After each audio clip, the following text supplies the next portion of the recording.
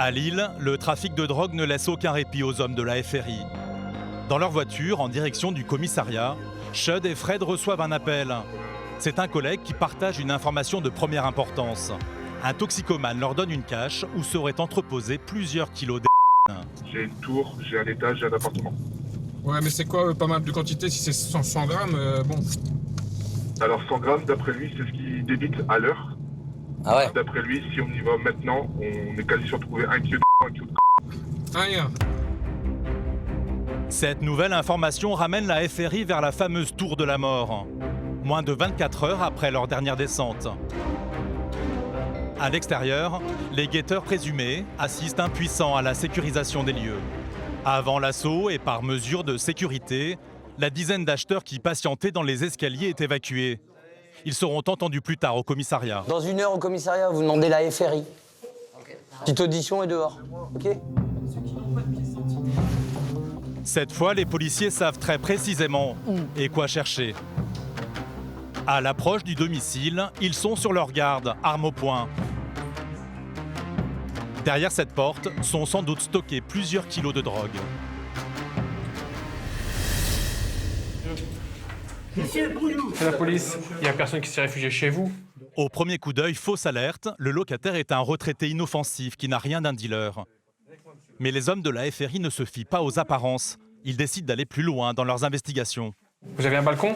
On va regarder. Vous n'avez pas de balcon? Dans le cagibi, près de l'entrée, un sachet attire leur attention. Bah, c'est un sachet qui hier. Oh, nickel, bravo. Ce sac en toile blanc, identique à ceux saisis la veille, est un bon début. Et la perquisition ne fait que commencer. Il y a un petit 200 grammes de la. Un bruit suspect met les hommes de la FRI en alerte. Quelqu'un semble se cacher dans la salle de bain.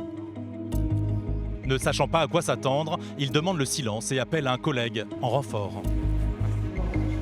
Les policiers y découvrent le présumé dealer. Pris au piège, il est menotté sans opposer de résistance. Après les 200 grammes, cette arrestation est un très bon signe. Mais on est loin des quantités annoncées par l'informateur. La perquisition continue.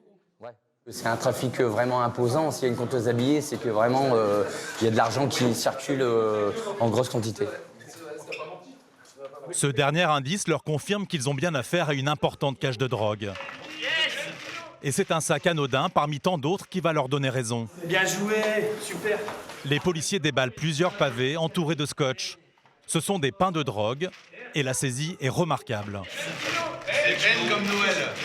2 kilos, 2,5, 3 kilos, 3 kilos et demi, 4 kilos. Il y a un 4 kilos de cocaïne, on sait pas trop.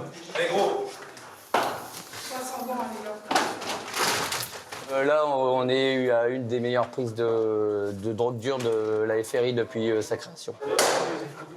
Oui, patron, encore bingo. Hein. On est reparti en perquisition, on a chopé un mec, donc il s'était remis à vendre. Hein. Ils étaient chez un petit papy, un coffre-fort qu'on n'a pas ouvert, une compteuse habillée, et il y a plein de savonnettes.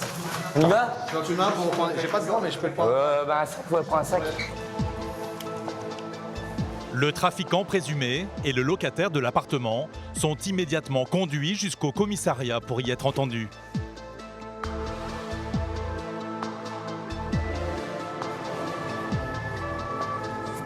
En à peine 48 heures, la FRI a fait tomber 2 gros trafics dans la tour de la mort.